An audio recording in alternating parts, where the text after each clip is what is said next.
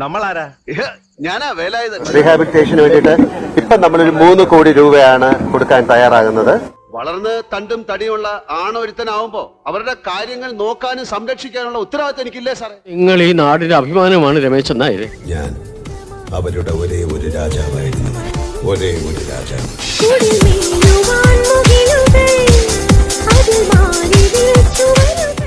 ഈ പുഴയ സാറേ എന്റെ അമ്മ. തീർച്ചയായിട്ടും അത് കഴിഞ്ഞിട്ട് വീണ്ടും ഇവർക്ക് എന്തെങ്കിലും പണത്തിന്റെ കാര്യങ്ങൾ ആവശ്യമുണ്ടെങ്കിൽ വിശ്വശാന്തി ഫൗണ്ടേഷൻ വീണ്ടും പണം കൊടുക്കുന്നതാണ്. എന്താ അമ്മദക്ക അങ്ങനെ പോരെ? അപ്പൊ നമ്മളൊരു 3 കോടി രൂപയുടെ ഒരു പ്രോജക്റ്റ്, ഞാൻ ശരിക്കും ഇൻട്രസ്റ്റ് ആയി.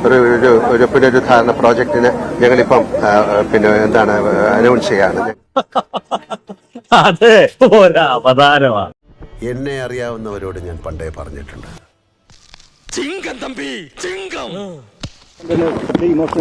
ഇല്ലല്ലോ, ഏത് സ്ഥലമായാലും ഇമോഷൻ ഒരുപോലല്ലേ. ഇനി നിന്ന വേലായുധം കരയുന്നത് എല്ലാവരും കാണും. അത് മോശ. തീർച്ചയായിട്ടും. പക്ഷെ നമ്മൾ മുകളിൽ പോയി കാണുമ്പോഴാണ് ഇതിന്റെ വ്യാപ്തി മനസ്സിലാക്കുന്നത്. ചിലതെല്ലാം ഞാൻ ഒഴിവാക്കുകയാണ് ബോധപൂർവം. പറയാനുള്ളത്, ഞാനുമായിട്ട് അസോസിയേറ്റ് ചെയ്യുന്ന ഞങ്ങളുടെ ഒരു ഫൗണ്ടേഷൻ ഉണ്ട്, വിശ്വശാന്തി ഫൗണ്ടേഷൻ ആണ്. എന്തായാലും കലക്കിട നിന്നെ ഞങ്ങൾ സമ്മതിച്ചു തന്നിരിക്കുന്നു. പിള്ളേരൊക്കെ പറയത്തില്ലോ എന്താ അയാളുടെ ഇപ്പോഴത്തെ മാർക്കറ്റ്? അയാളുടെ തല കണ്ടാൽ ജനം ഇരച്ചു കയറുക. തോണി കയറി വാ സാറന്മാരെ, ഞാൻ അക്കരെ കാത്തിരിക്കാം.